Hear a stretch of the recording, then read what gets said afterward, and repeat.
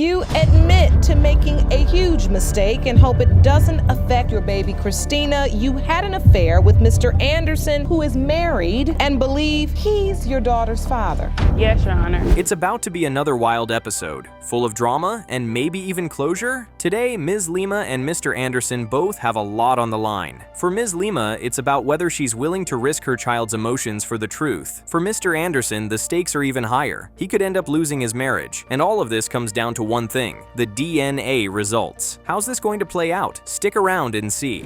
You know, and then she come telling me that, you know, she's pregnant, she having a baby, and she says mine, she wanted to be my baby and all that type of stuff.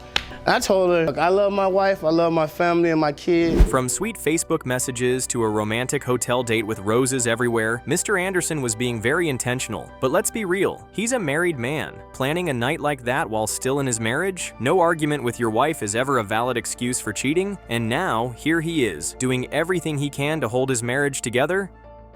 So now your story is coming around. You're admitting that this continued past just one night. Oh my God. That's a yes. Looks like Mr. Anderson isn't just worried, he's downright scared of facing his reality. At this point, the truth is already out in open court. He's been cheating on his wife for a long time. There's no lie left to hide behind, no cover-up that can save him now. And honestly, the more he tries to spin it, the messier it gets. Because let's be real, this wasn't some one-time mistake. I asked her for her phone number because I want to talk on the phone. You understand? And when she was telling me the things that she was telling me, my whole world it caved in. Like, are you serious? You know, this is my you all have husband. built a lot together. A business. We've been through a lot, Your Honor. Mrs. Anderson had to turn into a detective just to uncover the truth about her husband. And trust me, that's no easy task. But what makes it worse? She didn't just find out he was cheating. She discovered exactly who the other woman was. That's a different kind of heartbreak. And if you think that's bad, sit tight, because the real shocker is coming. Mr. Anderson didn't just cross the line, he sprinted way past it. Question was, when I first met Mrs. Lima, we met at a gas station. Come February, I took her flowers to a job site, took her out to eat on Valentine's Day. It was already bad enough that Ms. Lima chose to keep seeing Mr. Anderson, fully aware he was a married man with 5 kids. But then, taking it a step further and turning into a serial cheater, that's where things really spun out of control. And now, she's left with a child who doesn't even have a clear father in the picture. This isn't just a burden for the child, it's a weight every single person in this triangle has to carry. She looks exactly like her, like the way her eyes is. You know what his kids look like? Yes. She been around my children. Are you serious? Wait a minute. When? Are you serious? I'm on new, like sometimes, you know, he'll come meet me with the kids with them. Yes. And just when you thought this story couldn't get any crazier, enter Mr. Scott, the second lover. Now things are officially off the rails. Getting pregnant only 3 months after being with both men, and then trying to pin it on just one because of her own doubts? That's beyond messy. But don't move a muscle, because Mr. Anderson isn't done yet. He's got a few more twists of his own waiting to hit the courtroom floor.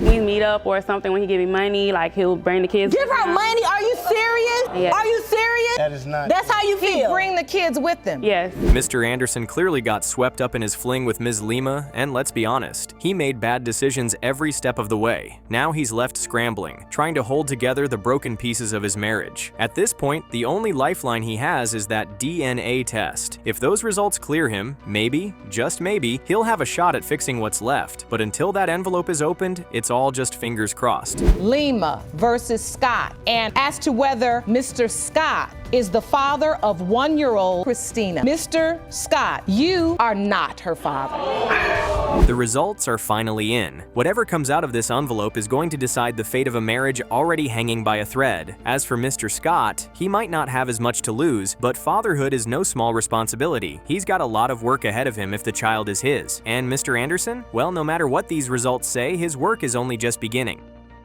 Pertaining to whether Mr. Anderson is the father of 1-year-old Christina. Mr. Anderson. Yes, Your Honor. You are not her father.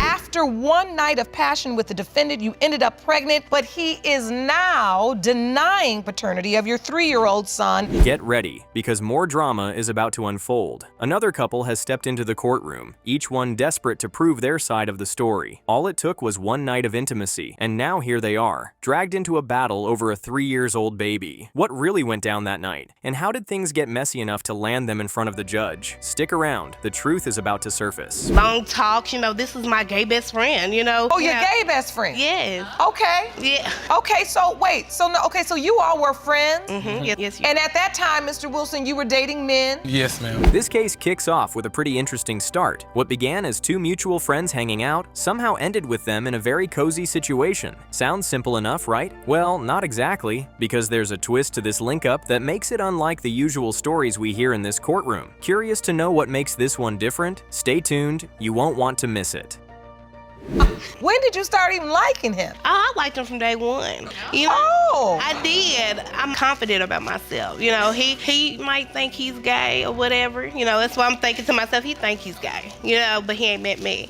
What started out looking like a simple best friend type of bond took a sharp turn right from the beginning. Ms. Weir, it seems, had her own plans all along. To her, everything that happened between them wasn't just chance, it was part of a script she'd already written in her head. But here's the real question. Did her plan play out the way she expected? Or did it backfire? Only those DNA results hold the answer. Were you sexually active with the other men? Yes, ma'am, I was. Were you using protection with those men? Some I was. Some? Wow. How many other men? A lot of them, Your Honor. She done it. Ms. Weir was nothing if not intentional. She had her plans mapped out and executed right on time. Meanwhile, the unsuspecting Mr. Wilson walked right into it, playing along without even realizing it. For him, that night must have felt unforgettable, but little did he know. Ms. Weir was running more than one play at a time. While he thought it was just about them, she was already entertaining other men in her plans.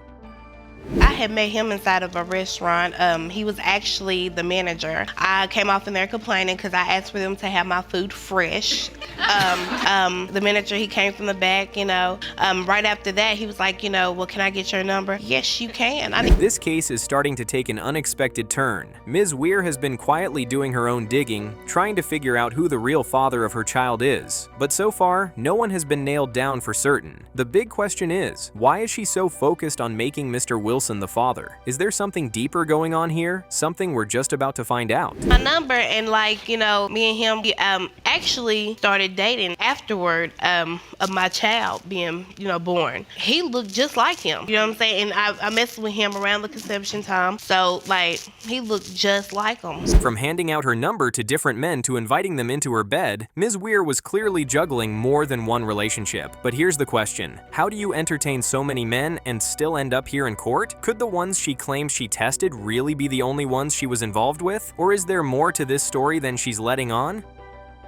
And so even when she's pregnant the entire time, you're never thinking in your mind, this could be my biological child? No, Your Honor, because just look at the pictures. We look nothing alike. Her story about these men just doesn't add up. It feels like there are more names left out than the ones she's mentioned. And honestly, at this point, she couldn't care less about whatever friendship she and Mr. Wilson once had. All she wants is for him to be declared the father of her child, no matter how messy the road to that truth may be. But here's the real test. Will the DNA results actually back her up? Wait, why are you asking him to move back to Tennessee? Because I know he's the father, and that's all I just need for him to help me. If it's a place to stay that he needs, he can come stay with us. He can still do what he do. I wouldn't care. But my child, he deserves that much. He needs a father in his life. It's clear, Ms. Weir desperately wants this man to be the father of her child. But here's the thing, demanding a fatherly role can't be forced. He might be the father, sure, but the way her story has been laid out doesn't exactly line up with the facts. And now, there's no more running around the truth. The DNA results are in, and this case is finally about to be resolved. Stick around, because the answers are coming.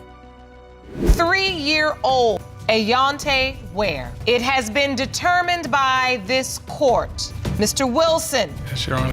you are not the father. Thank you, Your Honor.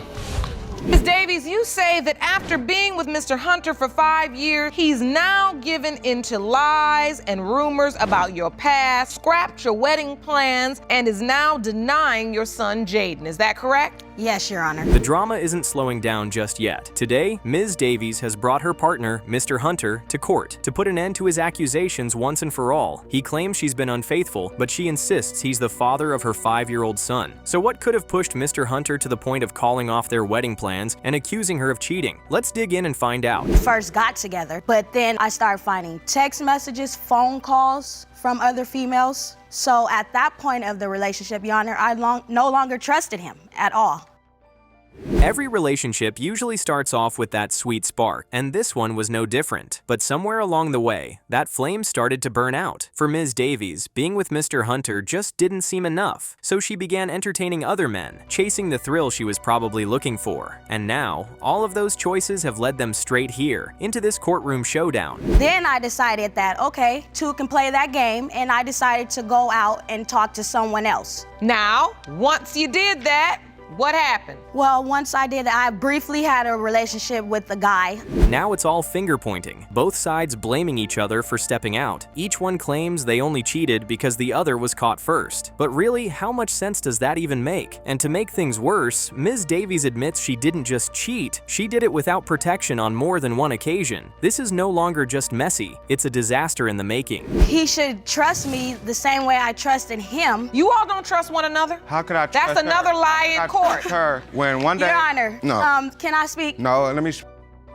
From whispers and rumors to full-blown facts of getting caught cheating, this relationship has been through a wild ride. What was supposed to be a sacred bond ended up anything but. Instead, they disrespected each other with their flings. And now here they are, facing the biggest question of all. Who's the real father of this child? Like at that time, she was mad at me anyway. So if Doesn't matter, if I you're would've still came supposed to to the show up party, to Your his Honor, birthday party. if I came to the birthday party, But she if would have this been jumping all potentially over me in front of all the guests at the birthday party. But if These two really went the distance in their relationship, but somewhere along the way, Ms. Davies took things completely off course. Even Mr. Hunter's girlfriends reaching out to her left her feeling hurt, but turning around and sleeping with almost every man that crossed her path? That was never the answer. Decisions like that only lead one way, and that road has landed them right here, in this courtroom, with everything on the line. Mr. Hunter's hair, and look at my son's hair. They both have curly hair, nice hair. My hair is nothing like that. My hair is nappy. I need a perm. Ms. Davies is clearly determined to win this case. She points to the physical similarities between her son and Mr. Hunter as proof, but let's be real, that alone isn't enough for the court. Sure, they might look alike, but here, the only evidence that matters is the DNA. The real question is, will the results back her up, and will this wedding still stand a chance? Right now, nobody can say for sure. Mr. Hunter, if today's results prove that you are not Jayden's father, where do we go from here? I'm done. I'm done with the marriage and everything. I'm just washing my hands with everything. Let's be honest, no man wants to be handed another man's child, especially not under circumstances like these. Right now, the DNA results are the lifeline of this relationship, the one thing that could either save or completely sink their plans for marriage. Ms. Davies clearly wants to hold on and make it work, but Mr. Hunter looks like he's already run out of patience with her. Could this be his not-so-glorious exit from her life? Mr. Hunter, you are not the father. I told you. I'm very sorry.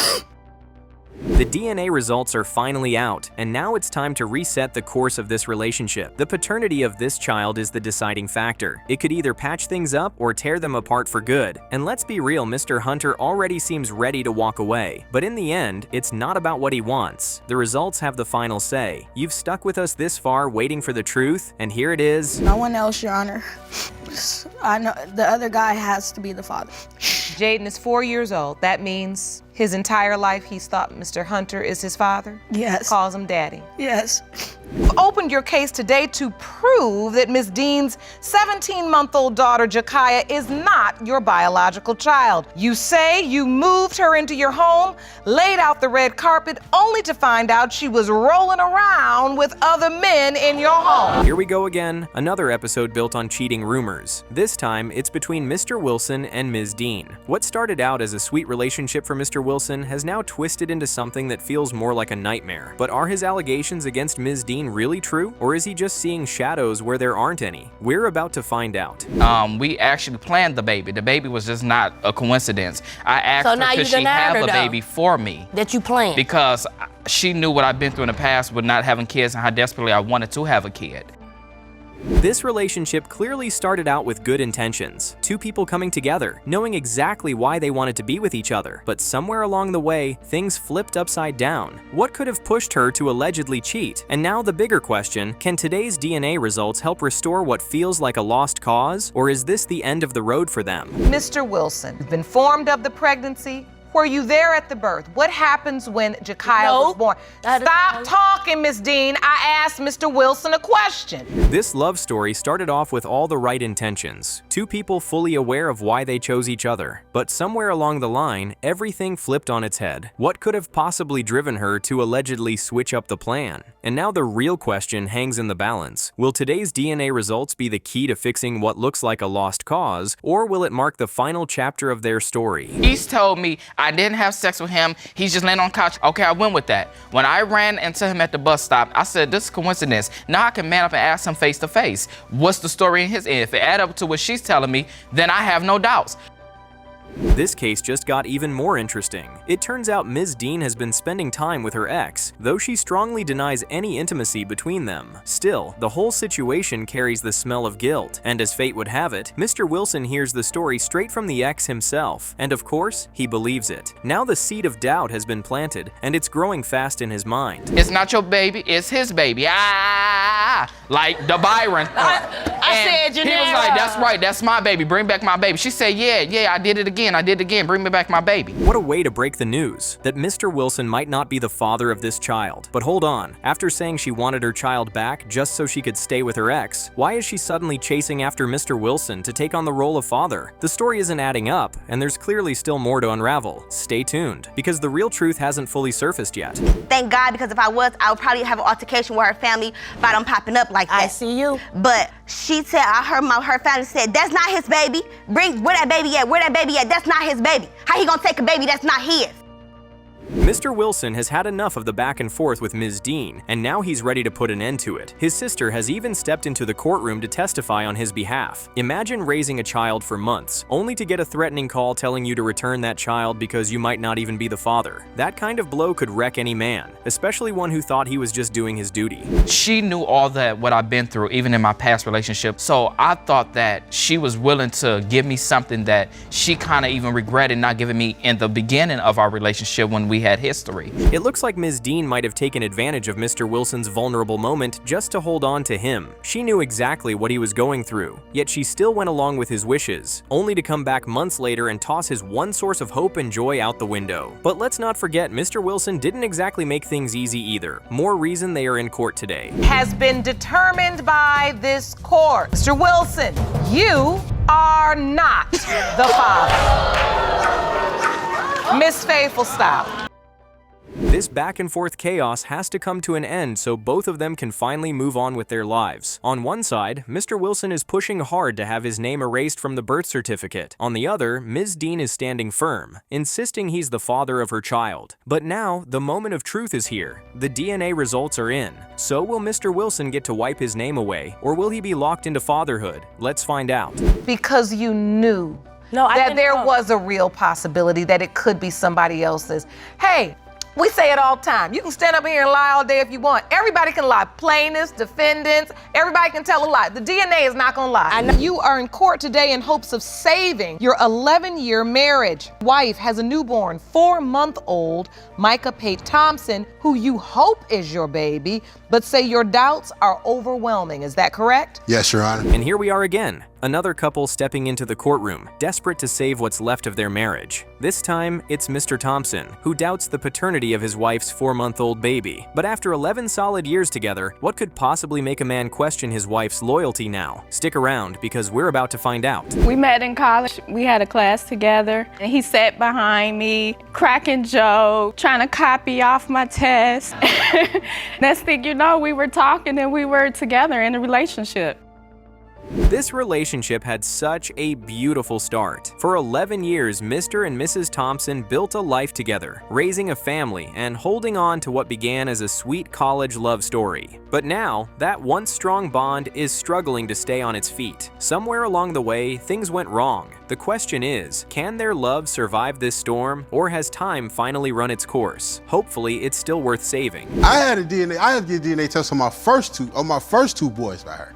we married, but every time, while we're in a marriage, and every time you get pregnant, I gotta get a DNA test. From the very beginning, it seems they were only caught up in love, without really grasping what it takes to build and sustain a family, and that's never a solid foundation for a lasting marriage. Now, the cracks in their relationship have only grown wider, and those very cracks are what brought them here to the courtroom today. She said she was gonna work on herself. Me and her had ample While he was conversations with somebody else. about her working on herself. She was working on herself because she deleted me off social media. I found out she started adding all these other dudes to her social media page.